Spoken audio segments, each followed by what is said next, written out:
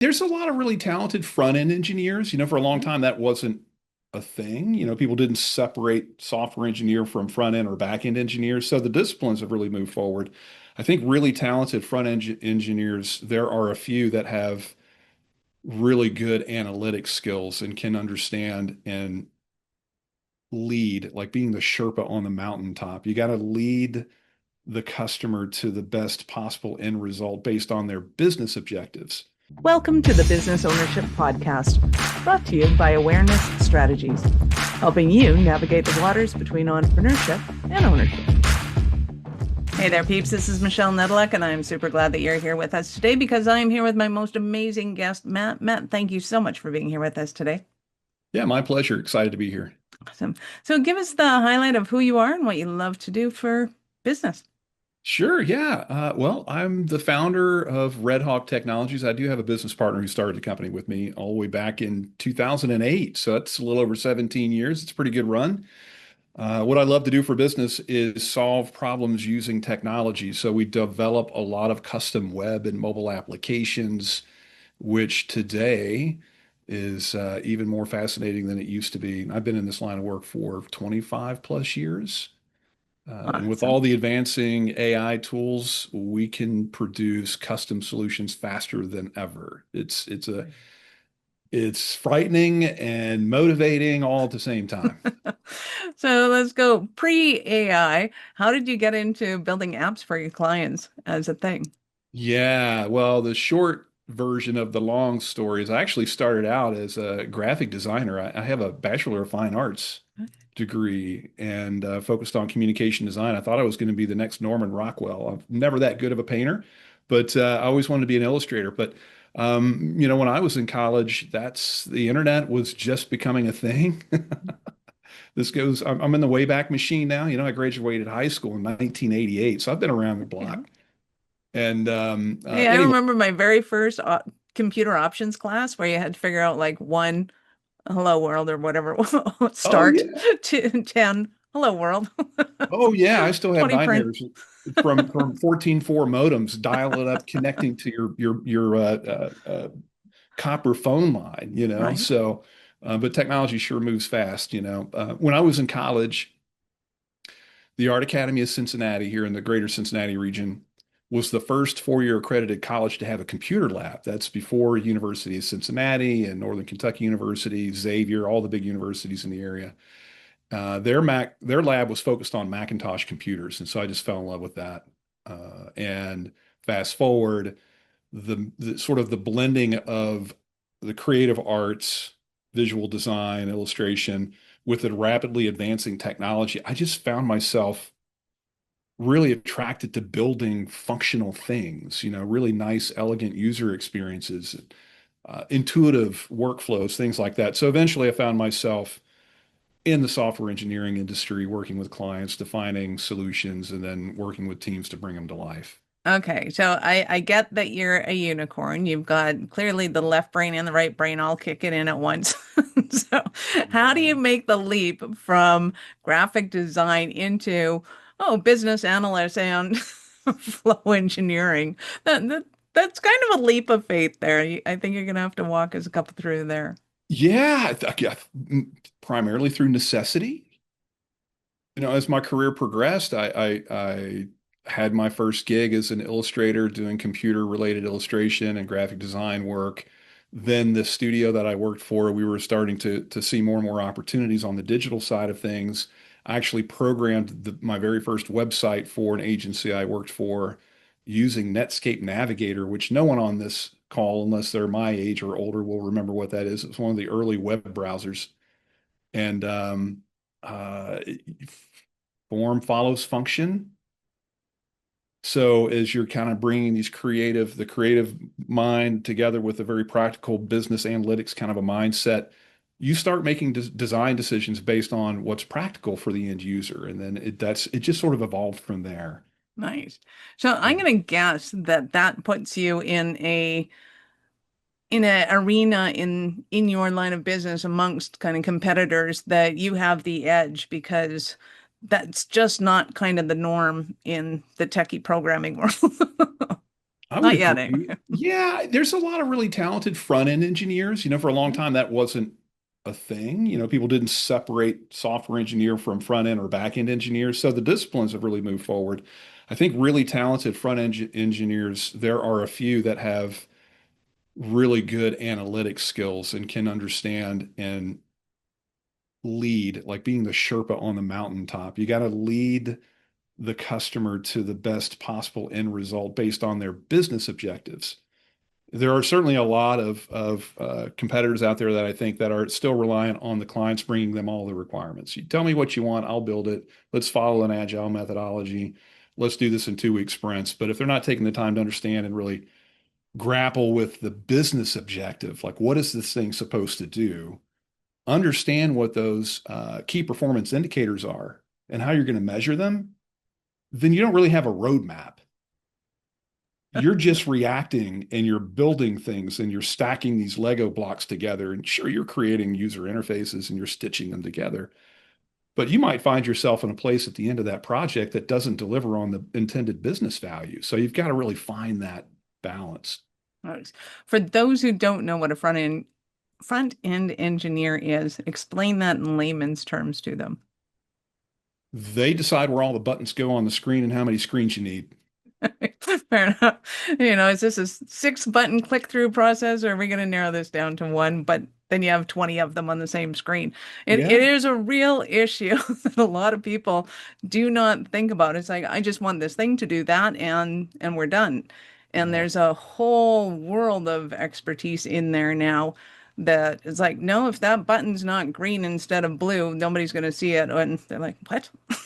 Yeah, How, yeah. how does this become a thing? Location, color related cues, or even addressing color blindness. Mhm. Oh. The difference in contrast, white text on a medium gray background button is not going to work. You can't read that very well. All those things have to come Are into the play. people using it over 50? So also Yeah. probably consideration.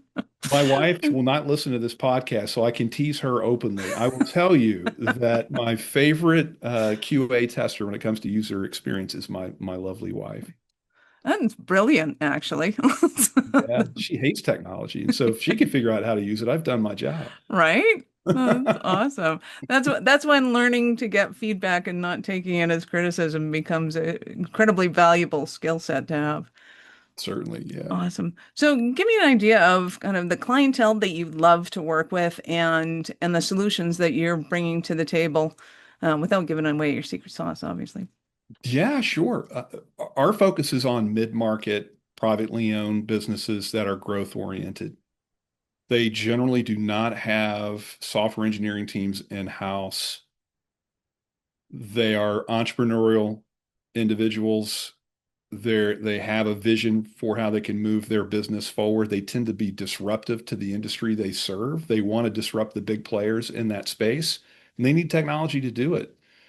Those are my favorite customers. We work extremely well with them. We do have a few enterprise accounts as well, but really it's the I being an entrepreneur myself and from an entrepreneurial family, I just love working with other business owners. Nice. And yeah, we can bring some really powerful solutions to the table that help them accelerate growth, solve problems. There's a lot of workflow automation work that's happening, especially with AI tooling these Well, days. I know my husband hates it when I say to him, so I've been thinking and I have an idea. Yes. I'm pretty sure every business is like when the boss says that, something's going awry. So, you are the unicorn that I think everybody wants, or the magician that everybody wants to bring in and go, oh, I've been thinking, I have this idea, I want to implement this. Yeah. At what point in that epiphany should they connect with you and contact you? Is it kind of when they get the money together and go, okay, now I can afford to do this? Or is it long before that in the, hey, I was thinking phase? It's the hey, I was thinking phase. And I'll be honest with you, I've probably talked more people out of bad ideas than I've delivered good ones. I mean that Tell me in the more. best of ways. Sometimes ideas are just that. This would be cool if, but if you can articulate the intended value that it's going to create, then no matter what the proposal looks like, the proposal is going to be pure cost because you don't have a way to balance that with the return on the investment. So I always like to understand in those early stage conversations, what value is this going to bring to your business? And if they have trouble articulating that, then I can help them unpack that. Because certainly the idea was inspired by an event or a recurring problem in the business. There's a number of different ways to solve problems. Sometimes it's custom software engineering services we provide, and sometimes it's not. Sometimes it's a tweak or a modification in the process. So I always like to have those conversations really early. Nice. And with your business acumen, being able to bring it in and say, hey, if you did this slightly differently. And sometimes that epiphany is like lightning hitting. And it's like, I never would have seen that company. But when somebody has that objective eye on it, right, that's really all you need, and it's the eye opener. Yeah, most people will tend to articulate a solution they have in mind without articulating the problem they're trying to solve. So a lot of conversations will start very prescriptive. I want you to build something for me that does X, Y, and Z. Well, we want to know why. You know, what problem is this going to solve for you, and how's it going to impact your business? And then we may end up, and oftentimes this is the case, we'll say, well, have you thought about what if this prescriptive solution that you're asking us to estimate, if you turn left instead of turning right, and you consider this other type of an integration between your CRM and maybe your ERP platform, um, you might not need as complex of a solution as you're describing to us to solve the same problem. So sometimes we can come at it from another angle and really bring a fresh set of eyes to it. Nice. Well, Yeah. and it's always nice when somebody simplifies a complex solution that you bring to the table and go, oh, what, we can do this in 5 steps instead of 5,000. That'd be great. Yeah. So, in your experience, is there kind of a formula that you go by or key bits of information that you need to have in order to know what makes for a good project to take on and kind of what somebody can put together to go, hey, this, I can do that. There's actually downloads on our website, on our resources page that are really helpful. One of them is a do-it-yourself tech innovation workshop. So if they have a general idea, but it's not very fleshed out yet, and they need support and input from multiple stakeholders in their organization, they can download a PowerPoint deck with presenter notes that will take them step by step through a process to help them identify business value that could be created. Once they've gone through that exercise, we can take that information and move pretty quickly toward an estimate for developing that solution. That's just one. We also have an ROI calculator. Now, not a very sexy name. I mean, we're tech guys, right? We're going to tell you exactly what it is by the name of what it is.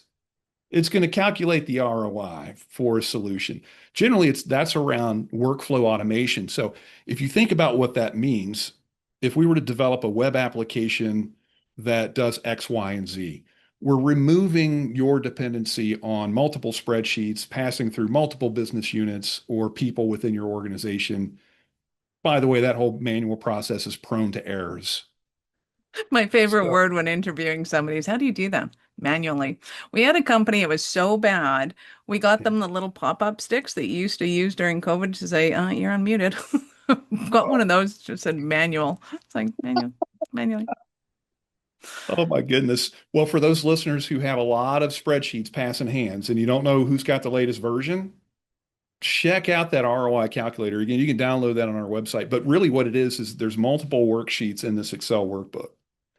And all you have to do is fill out what those manual things are, those manual processes, and who's doing them. There's one worksheet in there is the salary plus burden rate. So you think about someone's salary times 1.25. That's a general rule of thumb to figure out what the cost of that individual is to the organization. The rest of the worksheet has the calculations in place so that it will back into the total cost of that manual process that you're doing. So if you understand what your cost is for doing things manually over and over and again, and by the way, there's another worksheet for errors and omissions. So if you're in a highly regulated industry and something goes wrong with that manual process, and you know you'll see one fine a year of 50 grand or whatever it is, you can put that in there too. That will calculate your total cost of status quo. Most of the work we do is to replace status quo. This is the way we do it. It's the way we've always done it. We use these spreadsheets. This person's responsible for this part. Another person's responsible, et cetera, et cetera. You get the idea. So a lot of the software that we develop enhances people's contribution to the business by removing a lot of the tedious manual labor of copying and pasting in spreadsheets and moving that stuff around. So when we provide a proposal for a solution like that, you can compare it to what you came up using that ROI calculator. Then you'll know, wow, I'm spending $75,000 a year every year forever if I stay in this manual workflow methodology in the business. I can spend $75,000 once, and now my people are freed up to do more meaningful work. That's just a general idea. But yeah, those tools are available for download on the Red Hawk websites. It's redhawk-tech.com if you want to go check it out and go to resources. Nice. And peeps, you know, if you're listening, they're in the show notes, but open up in a new browser. We're not done yet. So, Yeah, don't go uh, there yet. More to come. so I'm sure you've experienced this. And I think this is probably going to become more of an epidemic as time goes on here. But I think there's still a lot of senior management that have spreadsheets with macros in them and Oh, go, oh, don't touch the spreadsheet. You know, senior management knows how to work it, and they've always done it this way. The importance of being able to talk about at least or implement a system that replaces that functionality without waiting until senior management decides to retire and walk away from it and nobody knows how these macros work. Or to like some contingency plan, like when do you implement that? Is it important? Talk to me about that whole thing if it's an issue for you. it's an issue everywhere. We call that key person risk because that person has all the knowledge and they probably built that spreadsheet or that tool or that access database. And you're just waiting for them to win the lottery or retire before you take action, then you're putting your business at risk. So we have to tread carefully, but when we see that there's risk, to the business, to the client, we will point that out, say, gosh, you really should be thinking about embracing change, which is hard for people. That's really what you're describing here is the it's probably an oversimplification for me to say status quo. People stick around with status quo. The reason they do that is because change is hard and people don't like change. It is, but I also think that if somebody loves their company that much that they're going to build a spreadsheet that lasts, 25, 35 years and maintain that, the love of the business, I think, sorry to say, has to come first. I hate using the word have to because I never use that. But when the love of the company comes first, then you can ensure that your successors actually know what they're doing with that information. It gives you an opportunity now to step back and go, okay, I don't need to be in my business. I need to make sure that these people know how to run it so it doesn't collapse on top of them without me here. And yeah, I get it's kind of an ego thing. It's kind of a, what purpose am I going to fill? And I think the purpose you're going to fill is to ensure that everybody underneath knows how to take on the knowledge without knowing how that spreadsheet works. I agree 100%. I think that part of this is satisfying the need that sustainability, legacy. You're not going to be there forever. You cared enough to create a meaningful solution that has benefited the company for a long time. Letting go of it doesn't mean that it just simply goes away. You got to realize that letting go of it and replacing it with something better that's built upon that original inspiration is legacy. That's how you impact the business going forward, even when you're no longer here for the Nice. business. Yeah. Yeah, I think so many people collapse when they think they're not needed anymore, and they just don't realize they're needed just in a completely different way than they may have seen previously to that. So I think in a moment, I'm going to ask you about a Cinderella story of one of your clients. But before I do that, we're going to take a quick break. Are you running a business over 7 figures but still struggling with technology headaches? Pay attention, you do not want to miss this offer. This podcast episode is brought to you by Awareness Strategies, who is offering a custom-built digital adoption roadmap for anyone running a business over 7 figures who's wanting to grow their business in the next 5 years. And it's not just a roadmap, they offer full implementation as well if that scares the out of you. Check out awarenessstrategies.com/roadmap for more details today. The link's in the show's notes. Don't regret not doing this. Do it now. That's awarenessstrategies.com/roadmap. So I am super excited to hear about a Cinderella story of one of your clients. Great. Yeah, happy to offer that up. So we were doing business with a company that manufactures protein for the food industry. Go figure. It's interesting. It's one of the things I love about this job is all the niche businesses that we get to work with. We solved a lot of amazing challenges for them, but the first one that really got us off the ground, they had 3,000 SKUs, 3,000 products that they manufacture. They sold to multiple markets across the United States, but their website product catalog was all manually produced before we got involved. And what a painful situation they were in. People, So the you very, can't see my jaw drop. You can hear yeah, my jaw drop. That's so crazy. complex, so messy. The first thing we did is we developed an integration layer with their manufacturing data. And then, as they modified their formulas for their products, everything updated automatically on their website. Once we created that integration layer, that freed us up to develop all kinds of other things. One of the solutions we saw for them was product catalogs. They had 250 plus brokers around the United States that were relying on a printed catalog that was generated once every 6 months and mailed to them. They would then take that to all of their appointments and trying to sell their product. Well, the problem is that in that industry, the contents of the ground beef, the hamburger that they manufacture, just one of many proteins, is changing based on commodities. It always tastes the same. But in 90 days, it's going to have a different level of grain in it, for example. So the ingredients change constantly. Formulas change constantly. So everything was incorrect. So you get a printed catalog. Within a few weeks, then you get inserts. And then the marketing team starts all over again because they've got to have another catalog ready in another 6 months. We did an integration and on their website so that you could select the industry. It would create a branded PDF with just a subset of those products that were specific to the industry that you were selling to on demand. So we completely eliminated the design, print, mailing, all those costs went out the door, and everything was current within 24-hour period.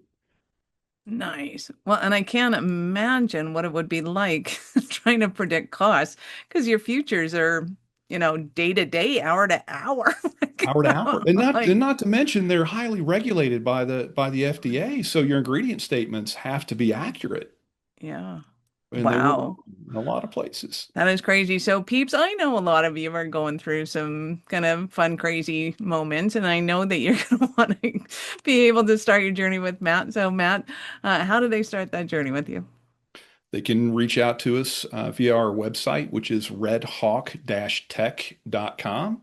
You Mhm. can also find me on LinkedIn and feel free to reach out with a connection request. Awesome. And peeps, again, you know those links are in the show notes, so go ahead and scroll down, open up in a new browser because we're not done yet. So, Matt, I get to ask you, at what point in life did you know you're special kind of crazy enough to think that you could become an entrepreneur? Um, I think the first, second, maybe the third time I got fired because my ideas and my opinions were too strong for the leaders I reported to. I couldn't tell you exactly when that happened, but when I realized that I was unemployable, I had no plan B. I just needed to be an entrepreneur. Go do it my way. Nice. I love it. It's usually kind of, well, that was how mine went. When my sister fired me, I'm like, okay, this is awesome. You've been absolutely amazing. Any last words for our peeps? Yeah, just don't be afraid to innovate. Don't be afraid to look for great partners. I would love to have a conversation with you if you're thinking about building something to grow your business. Love it. Well, thank you for your time. I know how valuable it is. My pleasure. Thank you, Michelle. Awesome. Peeps, thank you for being here with us today. Be sure to subscribe to the show and share it with your friends. We love helping entrepreneurs grow. Are you running a business over 7 figures but still struggling with technology headaches? Pay attention, you do not want to miss this offer. This podcast episode is brought to you by Awareness Strategies, who is offering a custom-built digital adoption roadmap for anyone running a business over 7 figures who's wanting to grow their business in the next 5 years. And it's not just a roadmap, they offer full implementation as well if that scares the out of you. Check out awarenessstrategies.com/roadmap for more details today. The link's in the show's notes. Don't regret not doing this. Do it now. That's awarenessstrategies.com/roadmap.